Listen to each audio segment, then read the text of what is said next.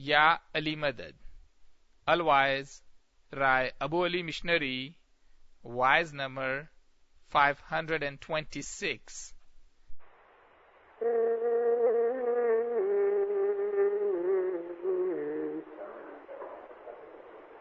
مارا ساچا سائیاں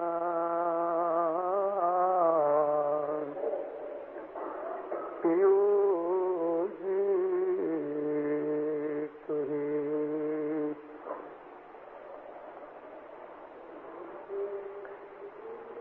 ایسے جیسی تڑ ماحول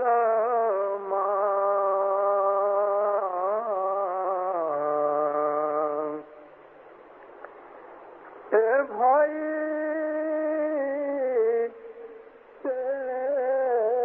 جیسی تڑ ماحول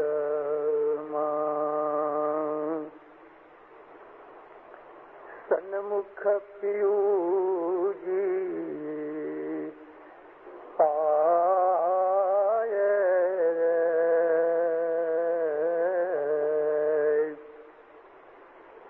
بھائی سنمکھ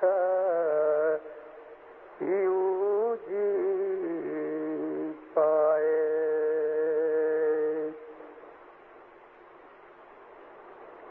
احمد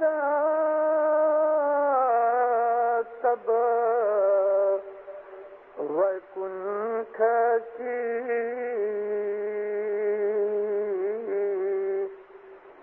اے احمد تب ویکنٹھ کی آشا کرے رے بلائے بھائی آشا کرے بلائے. مولانا حضرت امام پہ صلوات پڑھو مومنو اللہم صلی اللہ محمد. دیندارو سویجے سیتل محل ماں سنمکھ پیو جی پائے احمد تب ویکنٹھ کی آشا کرے بلائے. عبادت میں انسان ایک ایسے محل میں، ایسی حالت میں، ایسے مقام میں آتا ہے کہ جہاں اس کے من کے اندر ٹھنڈک پیدا ہوتی ہے. شیتل کا مطلب ٹھنڈا ہے،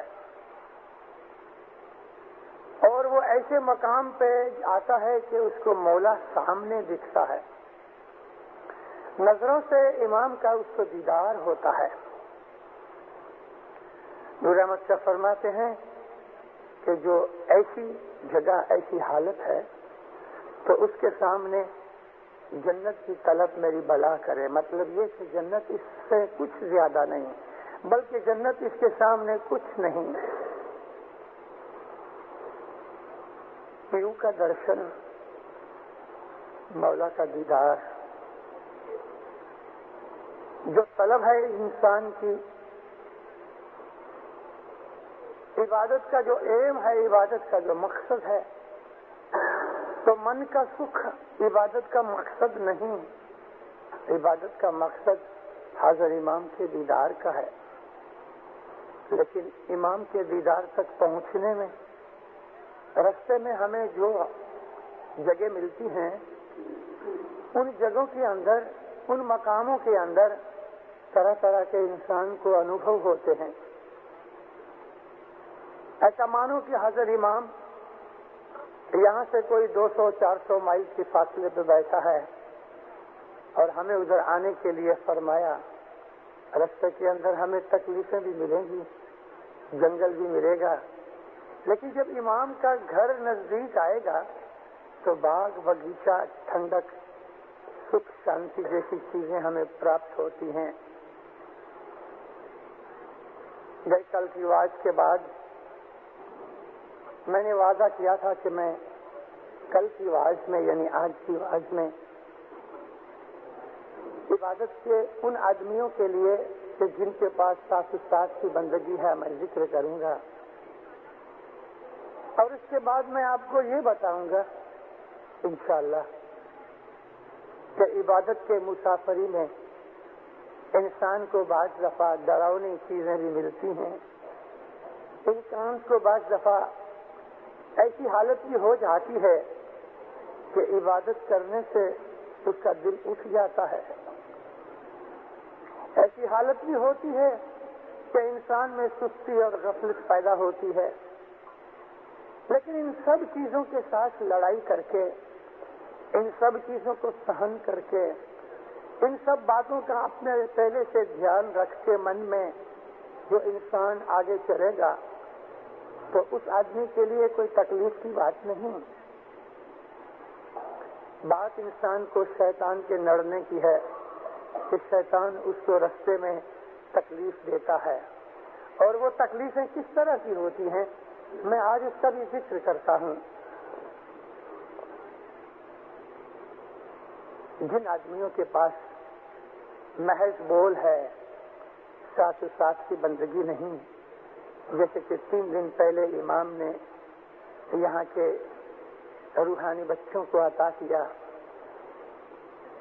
لیکن کبھی کبھی امام ہم کو ایسی بخشش بھی دیتا ہے کہ جو ذرا وزندار ہوتی ہے، اور یہ وزندار بخشش میں ساس ساس کی بندگی ہے۔ جن بھائی بہنوں کے پاس ساس ساس کا ذکر ہے ان کے لیے یہ ضروری ہے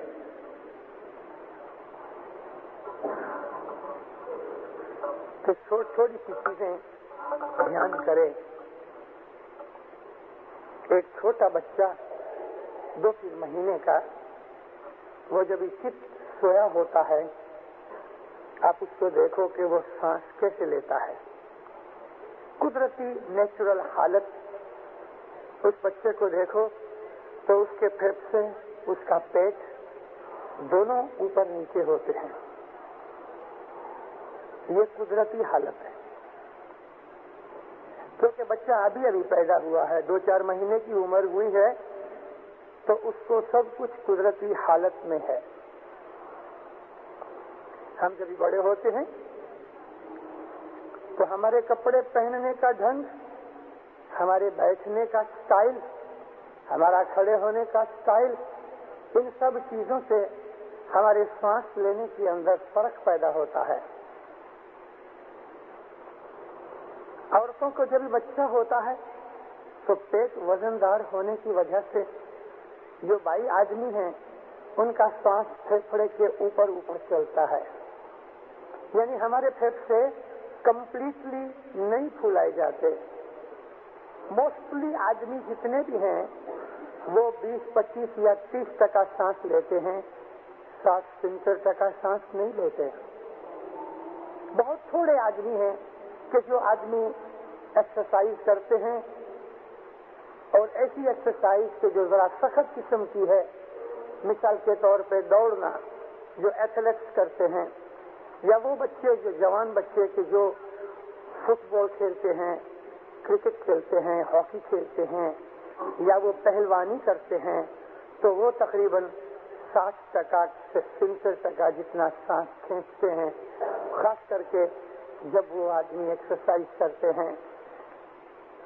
عام لوگ جب سانس لیتے ہیں تو پھیپھڑے کے نیچے کا حصہ، اوپر کا نہیں، نیچے کا حصہ ہوتا ہے، اور زیادہ لوگ پیٹ سے سانس لیتے ہیں۔ پیٹ میں اور پھیپھڑے کے بیچ میں ایک ڈایافرام ہے، ایک پردہ ہے، اس پردے کے اوپر ہارٹ ہے، اور پھر آجو بازو میں پھیپھڑا ہے، پردے کے نیچے لیور ہے، اور ہمارے آنتڑے اور کھانے کی کوٹھڑی ہے۔ یہ جو ہماری اناٹومی ہے، ہمارے شریر کے اندر جو خدا نے بنایا ہے، اس کی اسٹڈی کرنا بھی عبادت کے لیے ضروری ہے۔ اگر آپ کو سچ مچ عبادت کی چیزوں میں بہت رس ہے تو یہ چیزیں آپ کو कि सदरुद्दीन माँ बाप की गिरबावली में मिलेंगी। गिरबावली बहुत मुश्किल चौपड़ी है, मगर इन सब चीजों का, शरीर के अवयवियों का, अंदर के हमारे अंदर जो कुछ भी खुदा ने रखा है, आंतड़े है, लीवर है, तिली है, हार्ट है, फेफड़े हैं, फिर भी सदरुद्दीन ने इन चीजों का रूहानी मतलब बताया है। योग की बातों के अंदर हमें जाने की जरूरत नहीं। योग अभ्यास आज की दुनिया में हमारे लिए, इस्माइलियों के लिए पॉसिबल नहीं। बहुत बरस हुए वो चीज हमने छोड़ दी। मिशनरी कारारूढ़ा योग की विद्या लेके और इस तरीके की इबादत में ऊपर पहुंचे थे।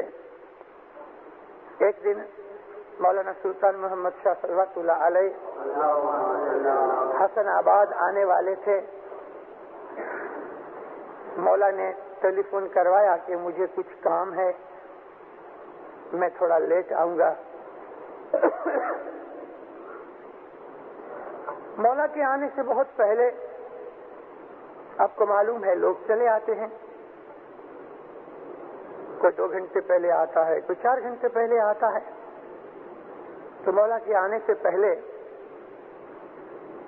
कारारूढ़ा मिशनरी हसनाबाद के पड़थार के ऊपर बैठे हुए 25-50 आदमी उनके आजू बाजू में बैठे थे। सफदली मिशनरी उधर आए और उनको जब पता लगा कि हजरत इमाम को आने में काफी देरी है, तो जरा इधर उधर देखते देखते नजर पहुंची कि उधर पड़थार पे बहुत आदमी बैठे हैं। मिशनरी सफदली जब भी पड़थार पे गए तो कारारूढ़ा मिशनरी को देखा। दोनों सिंह थे अपने जमाने के। वहां जाके बैठे तो कारारूढ़ा मिशनरी आसन लगाने का, नाभि कमर से श्वास लेने का, 10वें द्वार तक पहुंचने के रास्ते का जिक्र करते थे। मिशनरी सफदली सुनते रहे।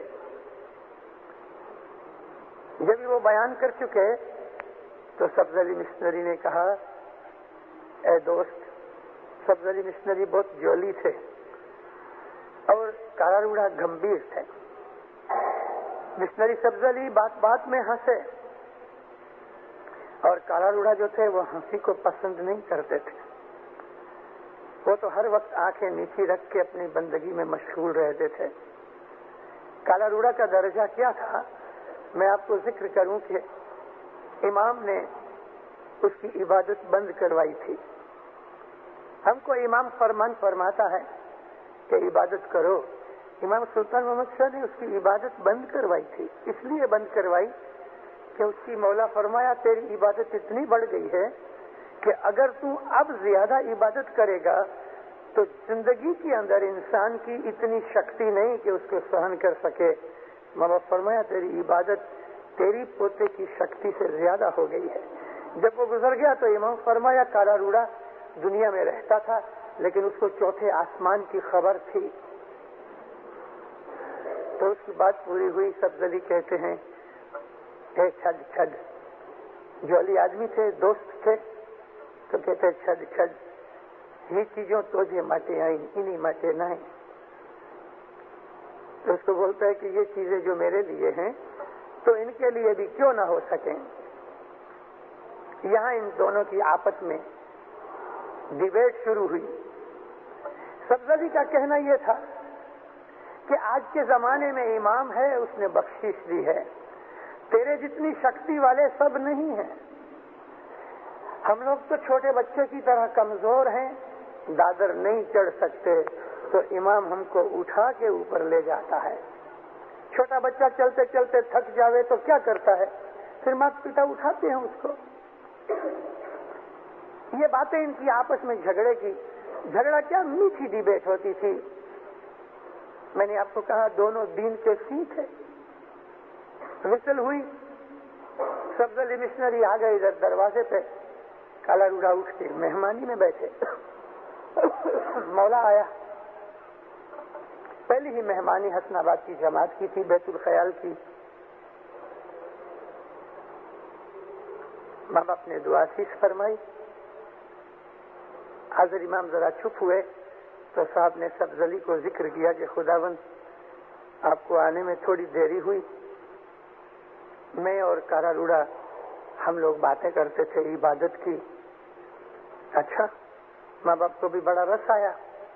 کارا روڑا کیا بات ہے کہ خداوند میں ان لوگوں کو عبادت کے ڈھنگ سکھاتا تھا. اور سبزلی نے آ کے کہا کہ یہ چیزوں کی ضرورت نہیں، ابھی تو ایسی بات ہے کہ ہم کمزور ہیں، ہم کو امام بخشش دیتا ہے اور اس کی بخشش یہ ہے کہ وہ اٹھا کے اوپر لے جاتا ہے. کالا روڑا سچ بات ہے. تیرے جیسی شکتی والے آدمی 1000 برس میں کوئی ایک ہوتا ہے، تیرے جیسی شکتی نہیں ہے کسی کی. اما آج ہم نے بجلی کی لفٹ بنائی ہے. آج ہماری بخشش جو ہے وہ لفٹ جیسی ہے کہ تم لفٹ میں بیٹھو، چانپ دباؤ تو تم 7ویں آسمان پہ جاؤ گے. تمہارا رستہ ہے وہ دادر چڑھنے کا رستہ ہے، اس میں طاقت والا آدمی چاہیے. عبادت کے اندر ہمیں طاقت کی ضرورت ضرور ہے، روحانی طاقت کی بھی، شاریرک طاقت کی بھی. میں کالا روڑا کا رستہ نہیں سکھا سکتا اور اس کی آج کے زمانے میں ضرورت بھی نہیں، لیکن تھوڑی بہت ایسی چیزیں ہیں کہ ہمیں جس کا خیال کرنا چاہیے. میں آپ کے پاس سانس لینے کی بات کرتا تھا اور کالا روڑا مشنری تھے جنہوں نے گر باولی کا ٹرانسلیشن کیا اور اندر کی سب چیزوں کا خلاصہ کروایا. تو میں آپ کو سانس لینے کی حالت بیان کرتا تھا کہ جستی لوگ پھیپھڑے کے آدھے اوپر کے حصے سے سانس لیتے ہیں، کچھ لوگ ایسے ہیں کہ پھیپھڑے کے آدھے نیچے کے حصے سے سانس لیتے ہیں. لیکن جیسے عمر بڑی ہو جاتی ہے اور آدمی کے بیٹھنے کا، کپڑے پہننے کا، چلنے پھرنے کا جو ڈھنگ ہے، اس سے پھر کیا ہوتا ہے کہ میجورٹی لوگ پیٹ سے سانس لیتے ہیں. پیٹ اونچا نیچا ہوتا ہے، پھیپھڑے ادھرج رہتے ہیں. عبادت میں ان کے لیے کہ جن کے خداوند حضرت امام نے سانس کی بندگی دی ہے، اس کے لیے یہ بات ہے. کیونکہ گئی کل میں بول چکا ہوں کہ جن کے پاس سانس کی بندگی نہیں، ان کو تو آرام سے بیٹھنے کی بات ہے. وہ نارمل سانس لیتے ہیں، ایسا ہی لینا. سیدھے بیٹھو، اپنی پیٹھ کو بالکل سیدھا کرو اور جتنا اونچا کر سکتے ہو اس طرح اونچے بیٹھو اور اس طرح سے سانس لو کہ پیٹ اور پھیپھڑے دونوں باہر نکلیں، اندر جاویں.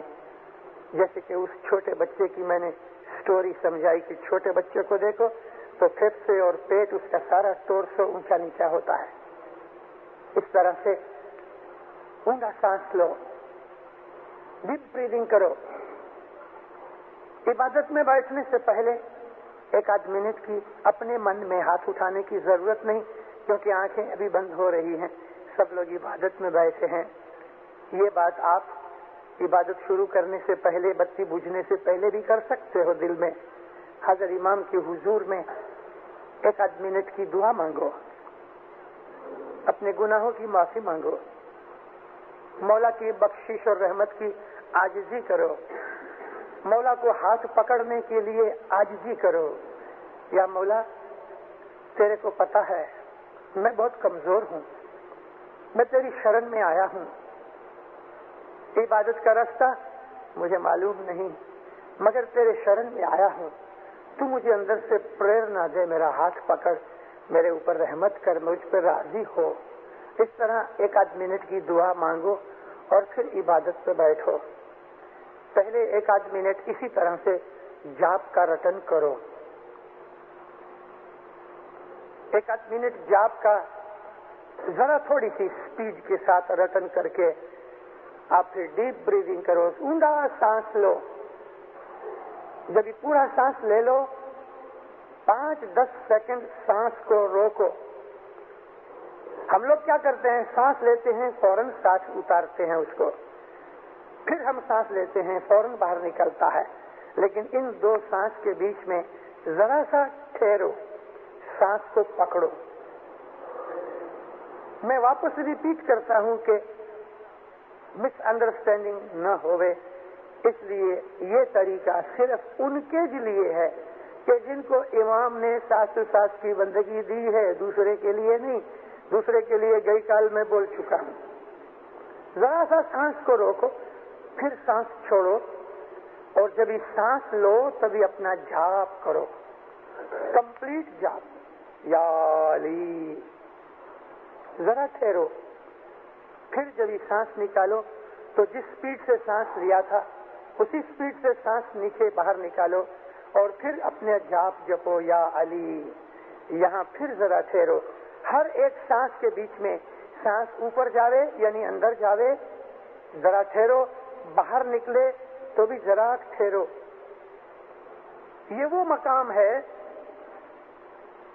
تیاں سر دھری سرتی نو دھیان ساسو ماری رے. سانس کو مارو ذرا سا، بہت زیادہ نہیں. ہمیں پرانایام نہیں کرنا. پرانایام میں کیا ڈفرنس ہے؟ ایسا ہی ڈیپ بریدنگ کرتے ہیں اور سانس کو روکتے ہیں جتنا رک سکے. یہاں تک کہ آدھی کلاک تک آدمی سانس کو روک کے پرانایام میں بیٹھا ہوتا ہے. ہم کو پرانایام نہیں کرنا، ہمارا وہ طریقہ نہیں ہے. سانس اندر لو، ذرا سا ٹھہرو، 1-2 سیکنڈ، واپس سانس نکالو، تھوڑا سا ٹھہرو. یہ پریکٹس چالو رکھو. کیا ہوئے گا کہ شروعات میں یہ پریکٹس کرنے سے 1 منٹ 2 منٹ کے اندر سانس چڑھے گا. عادت نہیں ہے نا. شروعات میں ایسا کرنے سے 1-2 منٹ میں سانس چڑھ جائے گا. تو جب یہ سانس چڑھے اپنے آپ کو ڈھیلا چھوڑ دو، اور جس طرح نارمل سانس لیتے ہیں ایسا نارمل سانس لو. جب یہ ٹھیک ہو جائے واپس یہ پریکٹس چالو کرو. پھر جب یہ سانس چڑھ جائے پھر اس کو چھوڑ دو. لیکن ہر دفعہ جب یہ آپ پریکٹس کرو تو ڈیپ بریدنگ کے اندر بھی آپ کا جاپ چالو ہوئے، اور جب یہ تھک جاؤ، سانس چڑھے، اس کو چھوڑ کے نارمل بریدنگ پہ آؤ، کبھی بھی جاپ تو چالو رکھو. اس طرح سے یہ جو پریکٹس ہے ہر روز کرتے رہو. 1 کلاک اس پریکٹس کو چالو رکھو. شروعات کے 1 کلاک زیادہ ہے. جس نے یہ پریکٹس نہیں کی اس کے لیے شروعات میں 10 منٹ بہت ہیں. پہلے 10 منٹ اس طرح کی پریکٹس کر کے پھر اس کو چھوڑ دینا چاہیے.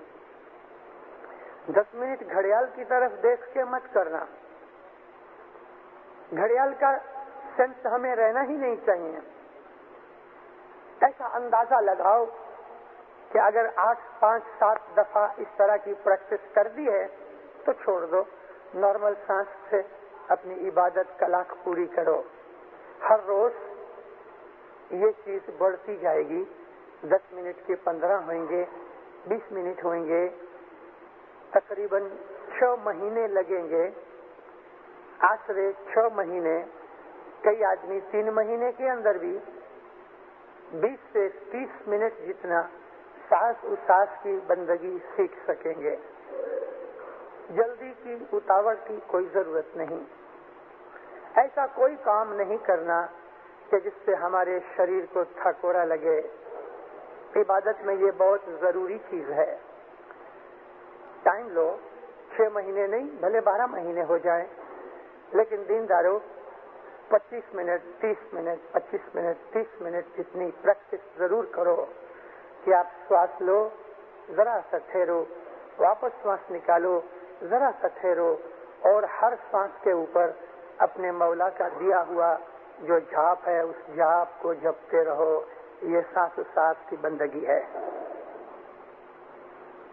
جن آدمیوں کے پاس، جن بھائی بہنوں کے پاس نقشہ ہے تو نقشے کی بات یہ ہوتی ہے اب ہمیں 3 چیزیں کرنی ہیں، مگر بعد میں جا کے وہ چیزیں 2 ہو جائیں گی، اور پیچھے اور اوپر جائیں گے تو 1 ہو جائے گی۔ سانس لینا ہے، کیونکہ جب ہم سانس لیں گے، ڈیپ بریدنگ کریں گے تو ہمارا خیال سواس میں جائے گا، لیکن ساتھ ساتھ ہمیں جاپ بھی جپنا ہے۔ جب اس سانس کی پریکٹس ہو جائے گی تو پھر ہمارا آکھا خیال کمپلیٹ سینٹر جو ہے وہ جاپ ہوتا ہے۔ لیکن جس کے پاس نقشہ ہے اس کو نقشے کو سامنے رکھنا ہے، یہاں 2 آنکھوں کے بیچ میں، یہاں کنسنٹریشن کا مقام ہے۔ آنکھیں ہماری بند ہوئیں، لیکن ہم کو یہاں دیکھنا ہے اندر سے۔ ہم جیسے ایک انگلی ادھر رکھیں اور اس انگلی کے ٹپ کو ہم آنکھوں سے دیکھیں، ایسا آنکھیں بند کر کے انگلی رکھے بغیر یہاں دھیان لگاؤ، یہاں نقشہ رکھو۔ امام نے جو لکھ کے دیا ہے اس کو یاد کرو، اور یہ نقشہ سامنے ہوئے، سانس کی بندگی چالو ہو گئی۔ 3 چیزیں ساتھ کرنے کی ہیں۔ شروعات میں ہمارا زیادہ دھیان سانس لینے میں جائے گا۔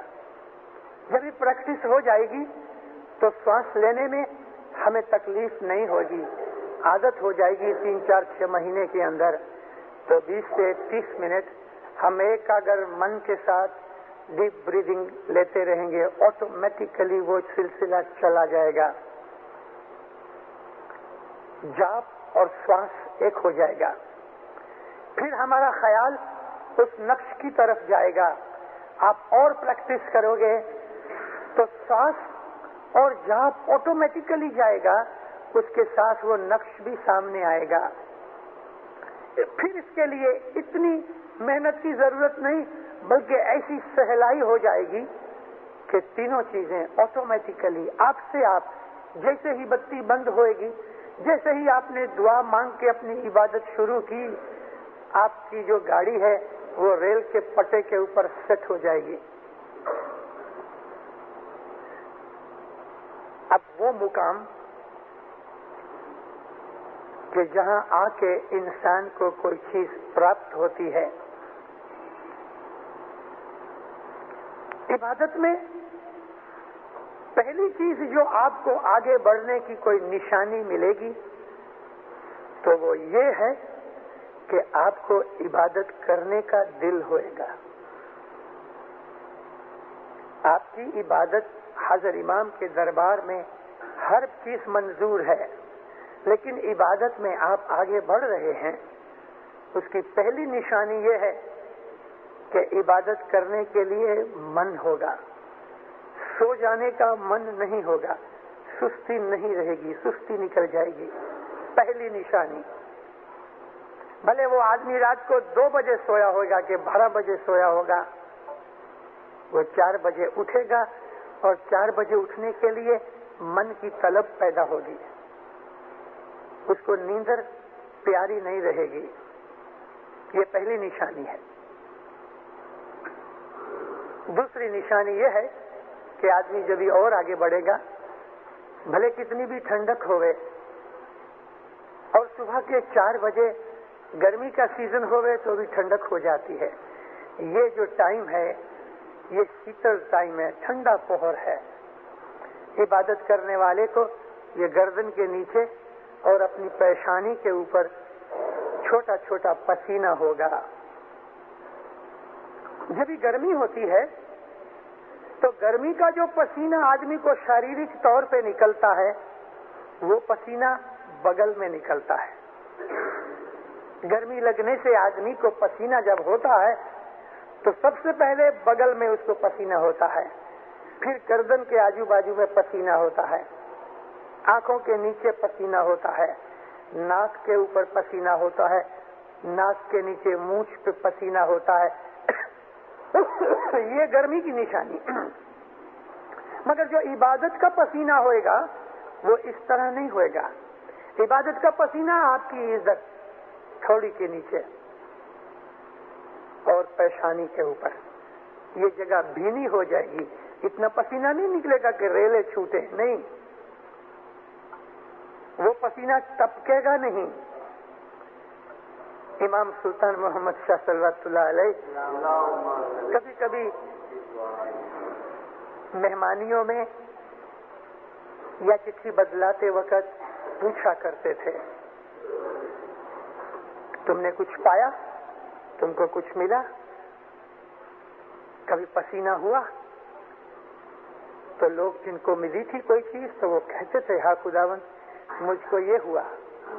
تو میں نے آپ کو عرض کی کہ پہلی نشانی عبادت اچھی ہو رہی ہے اور پٹے کے اوپر گاڑی برابر ہے، اس کی پہلی نشانی یہ ہے، پہلی مولا کی بخشش یہ ہے کہ عبادت کرنے کے لیے آپ کا دل چاہے گا.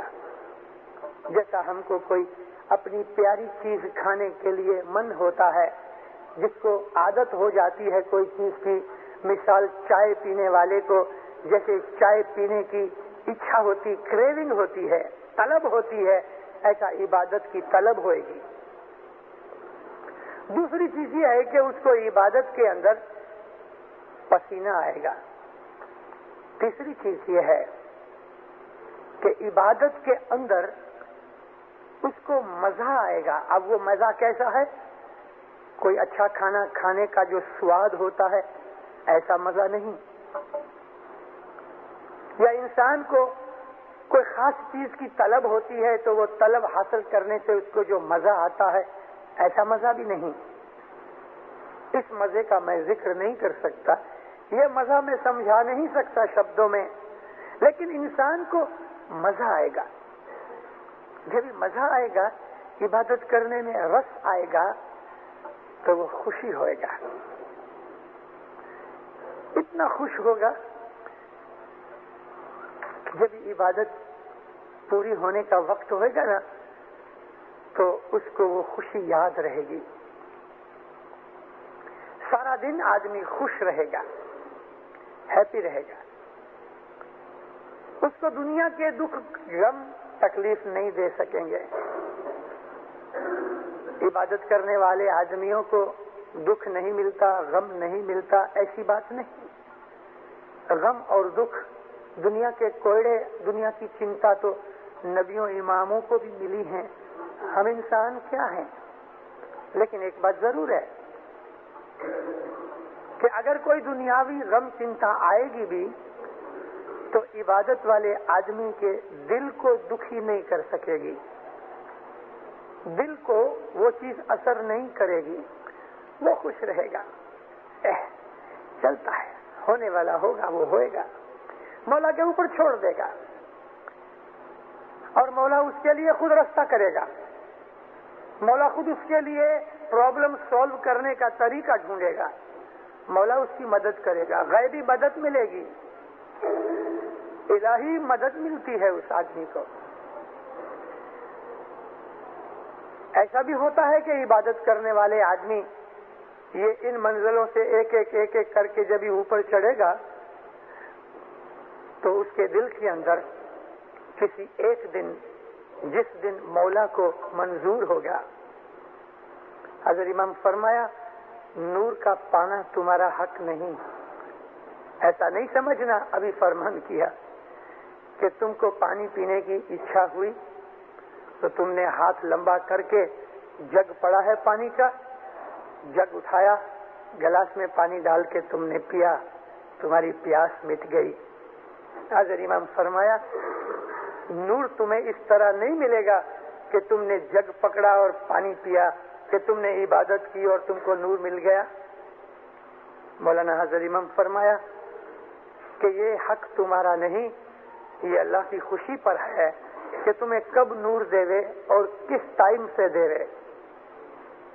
لیکن جب بھی مولا کوئی بخشش دے گا تو نور کی نشانیوں میں سے اس طرح سے ہم کو پیروں نے، اماموں نے فرمایا ہے اور بنتا بھی ہے کہ کسی آدمی کو آہستہ آہستہ سوریہ نکلتا ہے، اندھیرا دور ہوتا ہے، لالاش دکھتی ہے. یہ جو لالی ہے یہ پیلا رنگ ہو جائے گا، اس کے بعد سفید ہو جائے گا، اس کے بعد نور کی نشانی آتی ہے. مگر کسی کو امام کی یہ بخشش بھی ملتی ہے کہ اس کو ایک لائٹ جس طرح اندھیرے میں ٹارچ جلا کے بند کر دو، ایسا بھی ہو جا. مولا کی بخشش کے ہزاروں طریقے ہیں.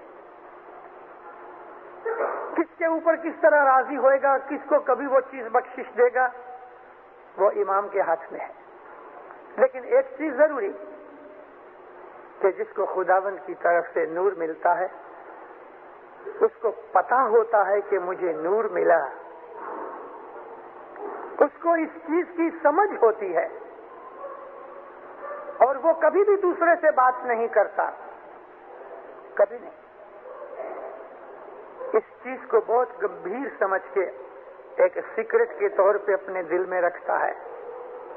4 دن پہلے حضرت امام نے جب ہی بول دیے تو ماں باپ فرمایا ایسے بھی لوگ ہیں کہ جو بوسٹنگ کرتے ہیں. صاحب نے انگلش شبد بولا بوسٹنگ. بوسٹنگ کا مطلب ڈینگ مارنا. لوگوں کو کہتا پھر مجھے نور ملا ہے، لوگوں کو یہ جتانا چاہتا ہے کہ میں آگے بڑھا ہوں. امام فرمایا کہ ڈینگ مارنے والے لوگ بھی ہوتے ہیں لیکن تم ڈینگ مت مارنا. جو آدمی اپنی انتر کی انوبھو کو دوسروں کے سامنے اس طرح ذکر کرے کہ مجھے یہ ملا ہے تو سمجھ لینا اس کو کچھ نہیں ملا. ملنے والے لوگ بولتے نہیں مگر لوگ سمجھ جاتے ہیں کہ یہ کوئی آدمی آگے بڑھا ہے، خدا نے اس کے اوپر رحمت کی ہوئی ہے. وہ کبھی اپنے منہ سے نہیں کہے گا کہ مجھے کچھ پراپتی ہوئی ہے یا مجھ کو یہ پراپتی ہوئی ہے. فخر کر کے مغروری کر کے جو آدمی بولتا ہے اس کی عبادت خراب ہو جاتی ہے. عبادت میں سب سے زیادہ نقصانی مغرور آدمی کو ہے. مغروری کرنے سے عبادت چلی جاتی ہے، ہماری محنت برباد ہو جاتی ہے. دھنی ناراض ہو جاتا ہے، وہ چلے جاتا ہے، پھر نہیں آتا. اس کو منانے کے لیے بہت دکھ ہوتا ہے. پھر یہ جو امام کی بخششیں ہیں، آپ کو عبادت میں جو چیزیں پراپت ہوں گی، حضرت امام نے دعا دی ہے کہ آج میں دعا کرتا ہوں کہ ادھر جتنے بھی بیٹھے ہوئے ہیں، پہلے مالے پہ دوسرے مالے پہ میرے روحانی بچے جتنے بھی بیٹھے ہیں، آج میں دعا کرتا ہوں کہ تم کو جیون میں ایک دفعہ یہ نور کی پراپتی ضرور ہوئے گی. امام کی دعا ہے اور ہر روحانی بچے کے لیے اس کی دعا ہے. مگر مومنوں، اپنی عبادت کی باتوں کو لوگوں سے چھپاؤ. جتنا چھپ کے عبادت کرو گے، جتنا اپنی عبادت کی باتوں کو اپنے من میں چھپا کے رکھو گے، اتنا آپ کو فائدہ ہوگا. کبھی بھی دوسرے سے نہیں کہنا. حضرت امام بہت سے لوگوں کی نیندر کے اندر خواب میں سپنے میں آتے ہیں تو بھی کسی سے ذکر نہیں کرنا. امام راضی ہوتا ہے تو تبھی ایسا ہوتا ہے. شیطان جو ہے وہ حضرت امام کا سوروپ نہیں لے سکتا. اس لیے نیندر میں ہم کو جو کچھ بھی حضرت امام کے درشن ہوتے ہیں یا سپنا آتا ہے تو وہ سچی بات ہے، کیونکہ شیطان حضرت امام کا سوروپ دھارن نہیں کر سکتا. اور اگر ہمارے خیال ہیں تو بھی یہ خیال برکت والے ہیں. نصیب دار ہے وہ آدمی کہ جس کے خیالوں میں حضرت امام بستا ہوئے. کبھی ہمارے خیالوں کے کارن سے حضرت امام سپنے میں آیا ہے تو بھی آمین. اور حضرت امام اپنی راضی خوشی سے بخشش کے طور پہ آپ کو سپنے میں آیا ہے تو بھی آمین. یہ نصیب داری ہے، خوش نصیبی ہے. خوشی ہو کہ امام آپ کے سپنے میں آیا، مگر آپ کبھی کسی سے کہنا نہیں. جو لوگ لوگوں کو کہتے ہیں کہ امام میرے سپنے میں آیا، پھر اس کے سپنے میں امام نہیں آتا. تو عبادت کے خاصے میں یہ چیز پہلی ہے کہ عبادت کو چھپا کے رکھو. عبادت میں جو کچھ بھی ملے کسی سے نہیں کہنا. اگر کوئی ایسی چیز آئی ہے کہ آپ کو سمجھ نہیں آئی تو میں اس کا ایک طریقہ بتاتا ہوں. اگر کوئی ایسی چیز آپ کو پراپت ہوئی عبادت میں، ایسا کوئی انوبھو ہوا کہ جس چیز سے آپ ذرا منجھا گئے کہ اب میں کیا کروں، تو میں اس کا ایک طریقہ بتاتا ہوں، اور وہ طریقہ یہ ہے کہ عبادت ہو جائے، پھر جماعت خانے میں کہ گھر پہ کہ کہیں، لیکن خاص طور پہ عبادت کرنے سے پہلے جماعت خانے میں ہوئے تو زیادہ اچھا۔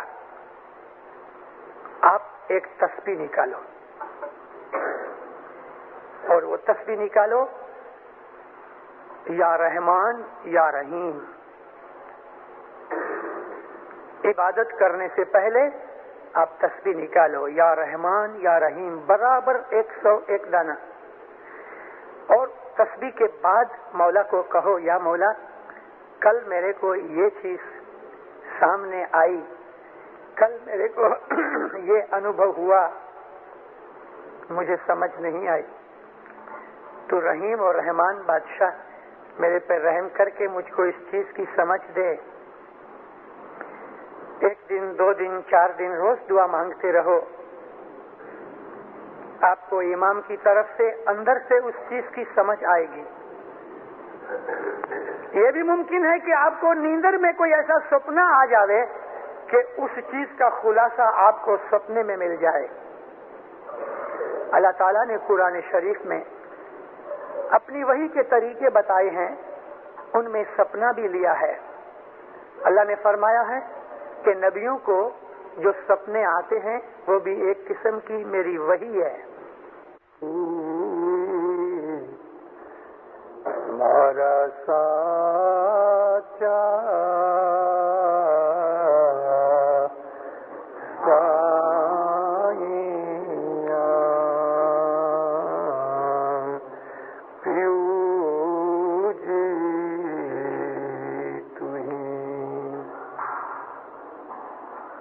من چھواچا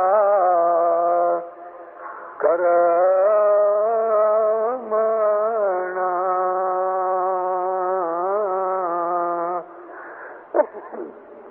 اے بھائی من چھواچا کرمنا، جن نہ کھوجی دے ہرے بھائی، جن نہ کھوجی دے احمد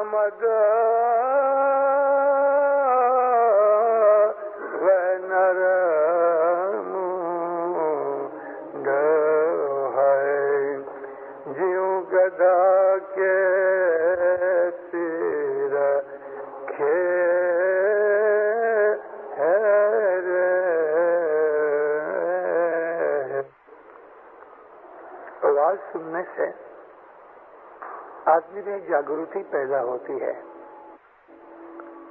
ہمت بڑھتی ہے، علم ملتا ہے، اور جب انسان کو سمجھ آتی ہے، علم ملتا ہے، تو بہت سی اس کی مشکلیں حل ہو جاتی ہیں۔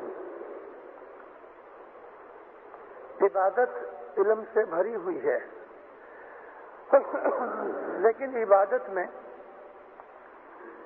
جو سب سے بڑی چیز کام کرتی ہے وہ ہمارا ایمان اور ایمان میں سے پریم پیدا ہوتا ہے. پریم پیدا کرنے کا طریقہ کیا؟ ایک دفعہ مشنریوں کی مہمانی میں کسی مشنری نے مولا کو عرض کی کہ خداوند، آپ کا ایک فرمان ہے کہ ایمان 2 باتوں پہ ٹکا ہے، دو باتوں کے اوپر ایمان کا آدھار ہے، ایک تو دعا، دوسری دسوند. مولا فرمایا کہ سچ بات ہے. عرض کی کہ خداوند، ان 2 باتوں کے اوپر ایمان ٹکا ہے تو ایمان کے اوپر اور کون سی چیز کا آدھار ہے؟ مولا فرمایا وہ پریم ہے. پریم کا آدھار ایمان پر ہے، ایمان کا آدھار دعا اور دسوند پر ہے. یعنی ایمان جو ہے اس میں سے پریم پیدا ہوتا ہے. اگر ہمارا ایمان کمزور ہے، اگر ایمان کے اندر طاقت نہیں، ایمان میں وسوسہ شنکا ہے، تو اس آدمی کے دل میں پریم پیدا نہیں ہوتا. جب ایمان کامل ہوتا ہے، ایمان جب ہی سمپورن ہوتا ہے تو پریم پیدا ہوتا ہے. اور پریم وہی سب کچھ ہے. پریم ایک دفعہ ہو گئے تو پھر عقل کی ضرورت نہیں رہتی. ستگر کہہ رہے پریم بھگتی تو ہردے وسے. ایک بھگتی جیب کی ہے، یالی یالی پیرشا پیرشا. ایک بھگتی خیال کی ہے، جیسے کہ ہمارا بیت الخیال. لیکن جو پریم کی بھکتی ہے وہ ہردے میں بستی ہے. انے انتر لگائے، اور انتر میں اس کی لے لگتی ہے، ایک دھن لگتی ہے. ستگر کہہ رہے پریم بھگتی تو ہردے وسے. انے انتر لگائے، ساس یو ساس آرادھیے.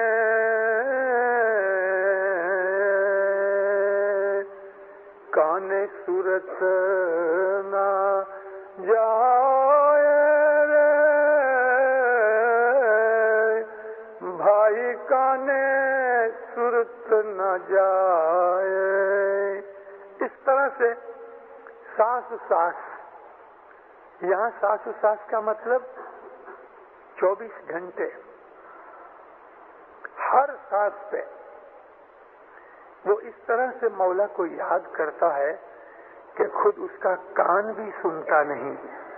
یعنی من کے اندر ایک لے لگتی ہے، ایک دھن لگ جاتی ہے، اور وہ 24 گھنٹے ہر سانس پہ. یہ نہیں کہ صرف 4 اور 5 بجے کے اندر، ہر سانس پہ وہ امام کی یاد میں مست رہتا ہے. یہ جو خیال کی بھکتی ہے اس کے لیے ایک ٹائم نکی ہے.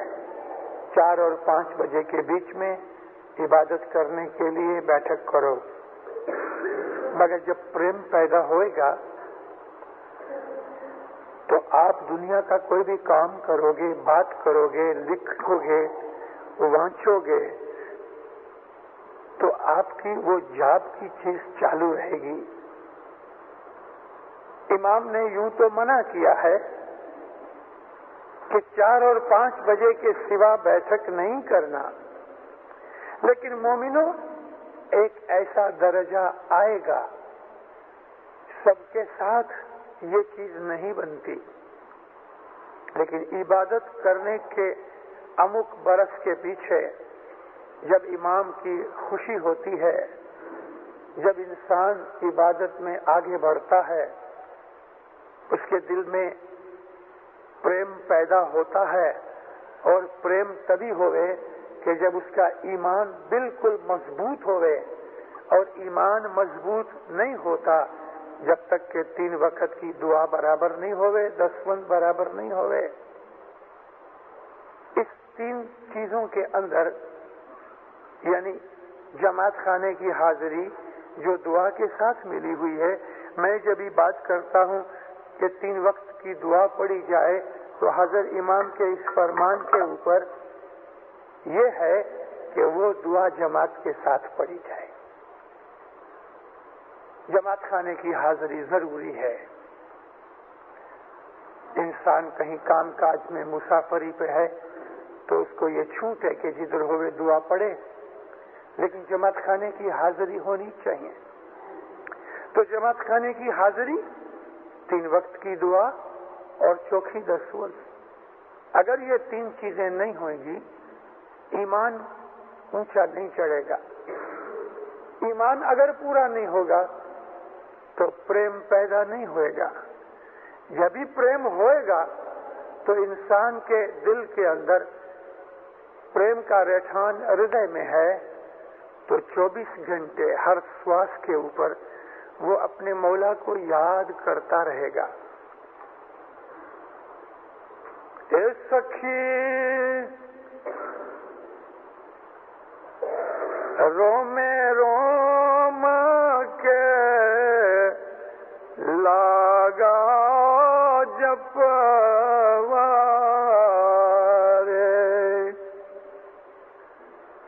اے سخی سگڑا روم روم کے لاگا جپوارے،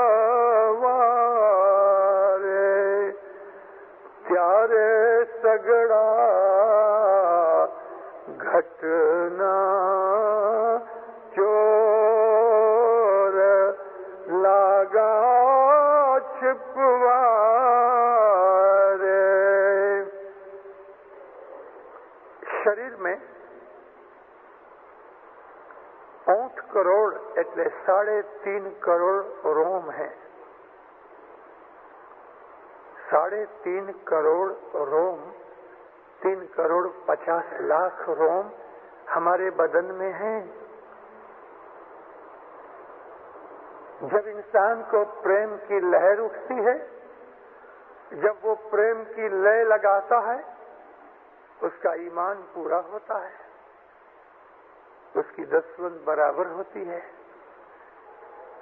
اس کی دعا بندگی ٹھیک ہوتی ہے، اعمال اس کے پاک ہوتے ہیں، من کی اچھا، واچا اور کرمنا، یہ 3 چیزیں برابر ہوتی ہیں، تو اس آدمی کے 3 کروڑ 50 لاکھ روم حضرت امام کا جاپ جپتے ہیں۔ جو جاپ ہم بیت الخیال کی عبادت میں خیال میں جپتے ہیں، وہ 3 کروڑ 50 لاکھ روم وہ جاپ جپتے ہیں۔ منچا واچا کرمنا، من سے، واچا سے اور ہاتھ سے، کرم کہتے، کرم ہاتھ، کرمنا ہاتھ سے کیا ہوا کام۔ جب ہمارے عمل، جب ہمارے کرتویہ اس پاک جگہ کے اوپر منظوری کے لائق بنیں گے، اور وہ پاک جگہ امام کا دربار حضرت امام کے حضور میں جب ہماری من کی اچھا پوتر ہوئے گی، ہماری واچا سچی ہوئے گی، ہمارے کرم اچھے ہوئیں گے، تو امام راضی ہوئے گا۔ وگرنہ اس کے بغیر ایک گدھا، ایک گدھیڑا دھوڑ مٹی کے اندر لوٹ پوٹ ہوتا ہے، اس طرح سے اس انسان کی حالت ہے جس کی یہ 3 باتیں سلامت نہیں، جس کے عمل اچھے نہیں، جس کے کرم پوتر نہیں، جس کے وچار اور واچا اور کام اچھے نہیں، اس کی دعا بندگی میں فائدہ نہیں. مولانا رام نے راون کو مارا، لنکا برباد کر دی،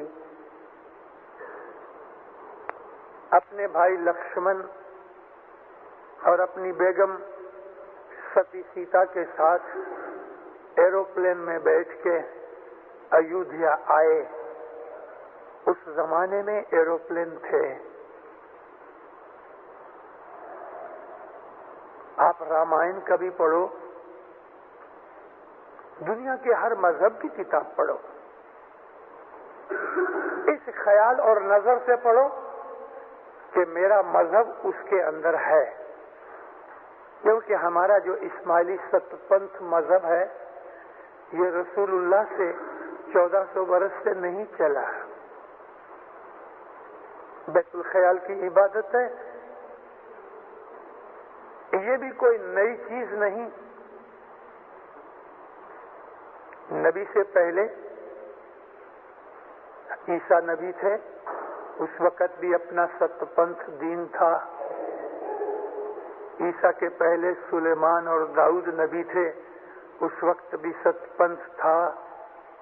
ابراہیم نبی کے وقت میں ستیہ پنتھ تھا. نوح نبی کے زمانے میں یہ ست پنتھ تھا. اور اس کے بھی پہلے آدم کے زمانے میں، اور آدم سے پہلے دانت کے نیچے توڑ کے دیکھا، پھینک دیا. ساری موتیوں کی مالا توڑ توڑ کے موتی ندی میں پھینک دیے، ہاتھ صاف کر کے اٹھ کے چلا گیا. اس آدمی کو بھی بڑا جلاپا ہوا، ایسی قیمتی چیز برباد کر دی. بھاگا بھاگا پرائم منسٹر کے پاس گیا، بڑے پردھان کو بولا غضب ہو گیا، اس مالا کو اس بندر نے توڑ توڑ کے پھینک دیا. کیا بولتے ہو؟ ہاں صاحب آؤ میرے ساتھ. مالا کا جو ڈورا ہے دیکھو ادھر ندی کے کنارے پہ پڑا ہے. آیا دیکھا تو ندی کے کنارے پہ مالا کا ڈورا پڑا ہے اور ایک آدھ موتی کا ٹکڑا باہر بھی گرا ہے. ڈورا اٹھا کے کھیسے میں ڈالا. دوسرا دن دربار بھرا. مولا نے تو کھڑا ہوا، کہتے سرکار مجھے ایک عرض کرنی ہے. کیا ہے؟ یہ دیکھو تم نے ایسی قیمتی مالا اس بندر مورخ کو دی. مولا اس نے تو توڑ توڑ کے موتی ندی میں پھینک دی. اچھا ایسا کیا اس نے؟ ہم صاحب ہنومان کو بلایا، گلے میں دیکھا تو مالا نہیں تھی. ارے ہنومان اور مالا کدھر ہے؟ سرکار توڑ کے پھینک دی. ارے کیوں؟ بس پھینک دی. مولا نے ایک تماچا مارا اس کو، آنکھیں بھرے دربار میں غصے میں ایک تماچا لگایا، منہ نیچا کر کے کھڑا رہا. بولتے کیوں نہیں؟ تم نے کیوں توڑی؟ سرکار میں نے وہ مالا لی، مجھے ایسا ہوا کہ میرے رام کا اس میں نام ہوئے گا. میں نے سننا چاہا، اس میں آپ کی آواز نہیں آئی. میں نے سوچا اس کے اندر رام ہوئے گا تو دیکھنے کے لیے توڑا تو اندر کچھ نہیں تھا. میں نے سمجھا شاید میں سنوں تو میرے رام کی باس آوے، کچھ نہیں تھا. مولا اس کو چاٹا کہ تیرا سواد آوے تو بھی کچھ نہیں تھا. اس موتی کو کیا کروں؟ میں نے پھینک دیا. سب موتی دیکھے مولا اس میں تو کہیں تھا ہی نہیں، تو میرے کس کام کیے؟ پھر ایک تماچا لگایا. مورخ ایسی قیمتی چیز تجھے دی. اس وقت وہ غصے میں آیا. غصہ تو مولا کے سامنے کیا کرے گا، جوش میں آیا. اپنی چھاتی پہ سے ایک بال توڑ کے مولا کو کہتا ہے مولا سن. تو خود مولا اس کے بال کو کان پہ لگاتے ہیں، آواز آتی ہے رام رام رام. وہ رام کا وارا تھا، یہ علی کا وارا ہے.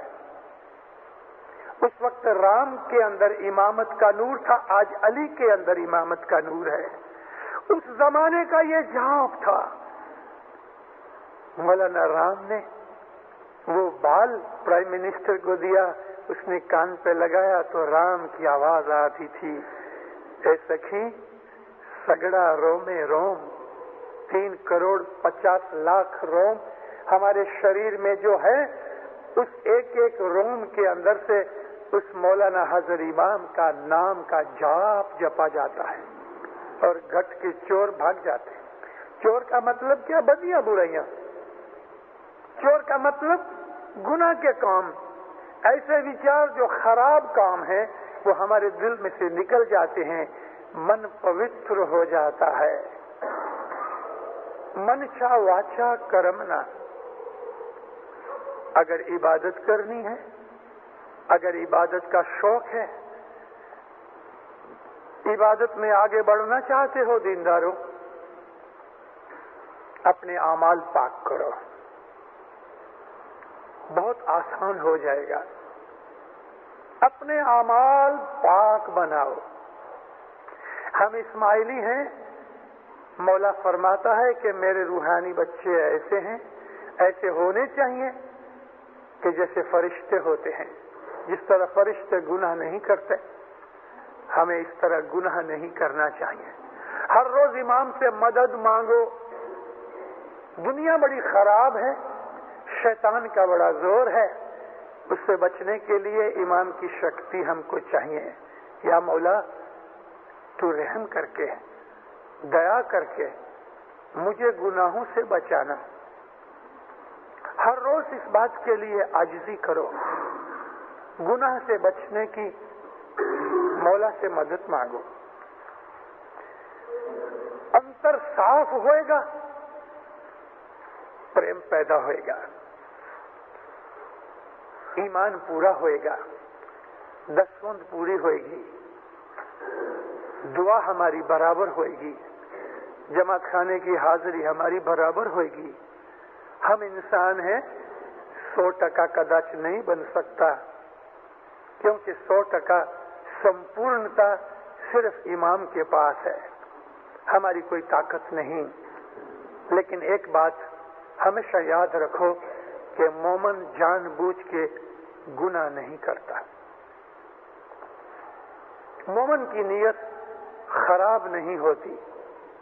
कभी अचूक भूल हो जावे, कभी उससे भूल से कोई गुनाह हो जावे तो वो पछतावा करता है, लेकिन जानबूझ के मोमन गुनाह नहीं करता। हमारा मन पाक होवे, हमारी वाचा अच्छी होवे, यानी झूठ न बोले, किसी को मुख मार न मारे।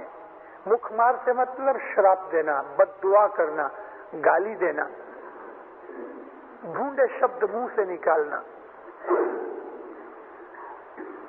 और हमारी जीभ के ऊपर इमाम का नाम होवे, जिक्र खुदावंद आलमीन का होवे, और हमारे हाथ के काम अच्छे होवे, चोरी, बदमाशी, नाहक की चीज वो नहीं होनी चाहिए। फिर इबादत करो, और इबादत में आपको जितना हमारा मन साफ होएगा उतनी उसके अंदर पॉलिश ज्यादा होएगी। इमाम हमारे अंदर है, दूर नहीं, लेकिन उसके और हमारे बीच में एक पर्दा है, हमें ये पर्दा उठा देना है। मुनिवर जानी ने पर्दा खोलिया। पर्दा का मतलब भेद, और भेद खुलता है जब इमाम हम पे राजी होता है। सुबह की इबादत के अलावा आखा दिन सलवात पढ़ो, याली का नाम लो, बहुत से नाम हैं हजर इमाम के। अल्लाहु अकबर कहो, सुभान अल्लाह पढ़ो, अल्हम्दुलिल्लाह पढ़ो, या रहीम या रहमान पढ़ो, या अली करो, बहुत सी चीजें हैं। सुबह की जो 4 तस्बीहां हैं वो भी बड़े गजब की हैं। सिर्फ अल्लाह अल्लाह करो, یا وہاب کہو، مولا کے پاس سے بخشش مانگنے کے لیے وہاب کی تسبیح بڑے کام کی چیز ہے۔ وہاب کا مطلب حساب بغیر بخشش دینے والا، بخشش دینے والا مگر حساب بغیر، اس کو وہاب کہتے ہیں۔ ایسے بہت سے نام ہیں۔ پیر شاہ کا جاب کرو، لیکن سارا دن ساس اس مولا کو یاد کرو۔ اے ستے بیٹھے بھائی راہ چلن تے، نام صاحب جی کا لیجیے جی۔ ستے بیٹھے راہ چلن تے، ہر وقت اس امام کے ذکر میں رہو۔ اللہ تعالیٰ نے بہت جگہ فرمایا ہے قرآن میں کہ خوب ذکر کرو، ذکر کرنے سے تمہارے دل کو تسلی ہوگی، ذکر کرنے سے تمہارے دل میں خوشی ہوگی، ذکر کرنے سے دکھ دور ہو جائیں گے، غم پاس نہیں آئیں گے۔ حضرت امام فرمایا کہ یہ جو صبح کی بندگی ہے وہ تم کو ایسی طاقت دے گی کہ جیون کی تکلیفوں کے اندر جو مشکلیں اور کوئڑے آتے ہیں ان کو سولو کرنے اور ان کا سامنا کرنے کی تمہارے میں شکتی آئے گی۔ جیون دکھوں سے بھرا ہے، ہمارے جیون میں بہت سی پرابلمز ہیں۔ ہمیں دنیا میں رہنا ہے، بال بچوں کو چھوڑ کے، بزنس روزگار کو چھوڑ کے ہمیں جنگل میں جا کے عبادت نہیں کرنی، ہمارے مذہب میں یہ اجازت نہیں۔ روزگار کرو، بال بچوں کا دھیان رکھو، کپڑے اچھے پہنو، مگر سب کام اس طرح کرو کہ مغروری نہ ہوئے، گناہ نہ ہوئے۔ اچھا کھانا کھاؤ، کبھی کبھی من کی موج شوق کے لیے ایسے موج شوق کے سادھن جو ہیں دنیا کے اندر بنے ہوئے، جیسے کہ امام سلطان محمد شاہ صلوات اللہ علیہ نے فرمایا کہ نردوش رمت گمت، نردوش ایسی رمت گمت، ایسا کھیل تماشا جس میں دوش نہیں، ہمارے مذہب میں جائز ہے۔ کبھی فلم گئے، کبھی تماشے گئے، یاروں دوستوں کے ساتھ بیٹھ کے دو چار کچھ گپے بھی ماری، مگر ان میں گناہ نہیں ہوئے۔ ایسے کام کرو کہ جس میں گناہ نہیں ہوئے۔ ہنسو، کھیلو، خوشی رہو، کھاؤ پیو، ہیرو پھرو، دنیا دیکھو، لیکن گناہ نہیں ہونا چاہیے۔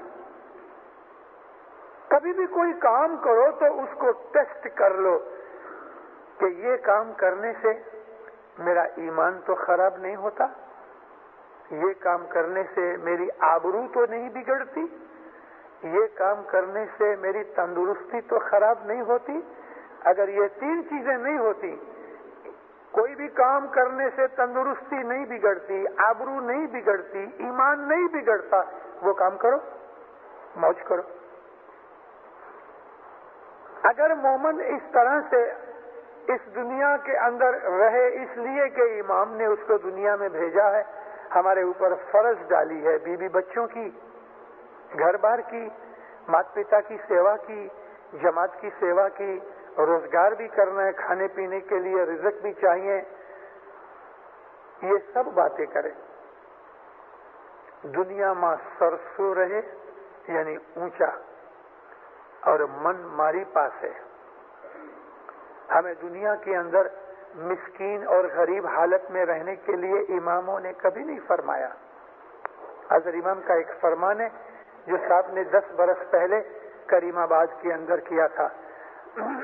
بیت الخیال کی مہمانی اور بول لیتے وقت مولا نے کریم آباد کے اندر 10 برس پہلے 67 کی بات کرتا ہوں، میں حاضر تھا۔ محمد فرمایا اخوان الصفا، اخوان الصفا نے جو رستہ لیا ہم نے وہ رستہ نہیں لیا۔ اخوان الصفا، پاک بھائی، इख्वान का मतलब है भाई, अखू का मतलब मोहब्बत होती है, और भाई एक सिंगल भाई को भी कहते हैं, लेकिन इख्वान बहुवचन है, प्लूरल है। सफा कहते हैं पवित्र, पवित्र भाइयों की एक टोड़ी थी, वो लोग इस्माइली थे। उन्होंने अपने मजहब के अंदर से ये चीज निकाली कि सिर्फ इबादत के लिए ही इंसान पैदा हुआ है और दुनिया के कामकाज की जरूरत नहीं। तो उन लोगों ने दुनिया छोड़ दी, कामकाज छोड़ दिया, बीवी बच्चे छोड़ दिए, घर बार छोड़ दिया, साधु महात्माओं की तरह, मोक्षी की तरह बन गए। फिर तो उनके साथ और भी गैर कौम के लोग शामिल हो गए, और इस तरह ये टोड़ी इस्माइली मजहब से हट गई, क्योंकि हमारा मजहब ये कहता है कि दुनिया के अंदर अपनी ड्यूटी और फर्ज को भी पूरा करो। हमारे मजहब ने मना किया है कि बिजनेस रोजगार बंद करके 24 घंटे इबादत करो। हमारे मजहब ने मना किया है कि तुम घर बार छोड़ के जमात खाने के अंदर ही बैठो और बंदगी ही करते रहो। हमारा मजहब ऐसा नहीं कहता। दुनिया के अंदर दुनिया की ड्यूटी पूरी करो। माता पिता हैं, उनका ध्यान करो, सेवा करो। बीवी बच्चे हैं, उनका ध्यान करो, उनका पालन पोषण करो। कुटुंब कबीला है, सगे हैं, सबके साथ सुमेल रखो, सबके साथ मोहब्बत रखो, और सबके साथ तुम्हारी अगर जो फर्ज और ड्यूटी है उसको पूरा करो। उसके लिए बिजनेस करो, पैसा करो, कमाओ, पैसे वाले बनो, मोटर में फिरो, बंगला रखो, अच्छे कपड़े पहनो, अच्छा खाना खाओ, दुनिया के अंदर राज की तरह रहो, लेकिन दिल मौला के चरणों में उसका भिखारी बन के रहे। ये इख्वानुस सफा हमारे मजहब से एक टोड़ी ऐसी जुदा हो गई, फिर बाद में और बहुत से लोग भी इसमें शामिल हो गए, और इमाम फरमाया हमने इख्वानुस सफा का रास्ता नहीं लिया। वो लोग सफेद खादी के कपड़े पहनते थे। सीरिया, सलमिया, ईरान, मिडिल ईस्ट के अंदर जब दिसंबर, जनवरी, नवंबर से फरवरी तक के ये जो 4 महीने होते हैं, इतनी ठंडी होती है कि बात छोड़ दो। मगर ये लोग उस जमाने के अंदर भी सफेद खादी का कपड़ा ही पहनते थे, और वो भी एक ही कपड़ा। इख्वानुस सफा सफेद रंग का एक ही कपड़ा पहनते थे, लंबा डगला कमीज बनाते थे, शर्ट बनाते थे, पांव तलक की, एक ही कपड़ा पहनते थे। जमीन पे सोते थे, चटाई भी नहीं, मिट्टी में सोना, यानी बहुत से इंडिया के साधुओं की तरह बन गए थे। हमारे इमामों ने इस रास्ते में जाने के लिए अपने मुरीदों को मना किया, क्योंकि ये हमारा रास्ता नहीं। इख्वानुस सफा की चौपड़ियां जुदी चीज है, क्योंकि इधर कोई आदमी ऐसे बच्चे बैठे होंगे जिन्होंने कभी ये चीज पढ़ी होगी। इख्वानुस सफा की चौपड़ियां मौलाना इमाम वफी अहमद अलैहिस्सलाम की इमामत के दरमियान हुई। वो चौपड़ियों का नाम भी इख्वानुस सफा है, और ये जो इख्वानुस सफा की टोड़ी थी ये जुदी चीज है। वो चौपड़ियां इस्माइली रसाइल हैं, उसके अंदर इस्माइली मजहब की बातें हैं। तो ये इख्वानुस सफा हमारे मजहब में से छूटे होके सूफी साधु बन गए।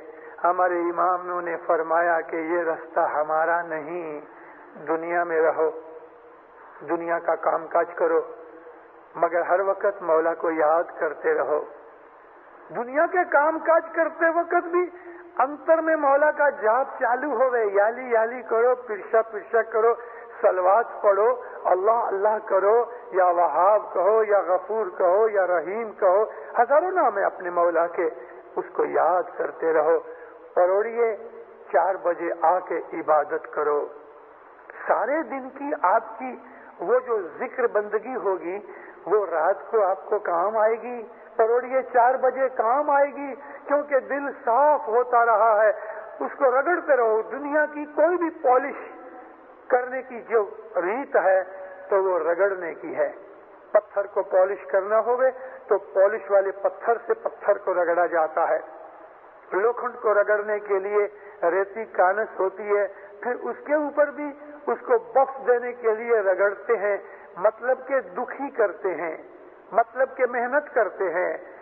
जिक्र करने से हमारा आत्मा वो तो पवित्र है ही, लेकिन मन पॉलिश होता है। हम जिस तरह चीजों को प्रेस करते हैं, साफ करते हैं, आईने की तरह क्लीन करते हैं, पॉलिश करते हैं, उसमें से हमें अपनी सूरत दिखती है। ऐसा अपने मन को पाक किया जाए तो इमाम की इबादत कामिल होती है। इमाम बख्शिशें देता है और उसकी रहमत से इंसान उसके नजदीक आता है। एक दिन मौत आती है तो मौला के नूर के साथ मिल जाता है। ये हमारा एम है। इबादत का जो एम है तो दीनदारो हाजिर इमाम के नूर में फना होना है। सुखियाबाद रहो, मौला आपकी नेक उम्मीदें पूरी करे, ईमान की सलामती देवे, thank you so much for हकीकती watching समझ आवर देवे, वीडियोस। मज़ीद अपनी वीडियोस के लिए मारिफत हमारे अता चैनल करे। को सब्सक्राइब करें, लाइक करें और शेयर करें। Thank you so much.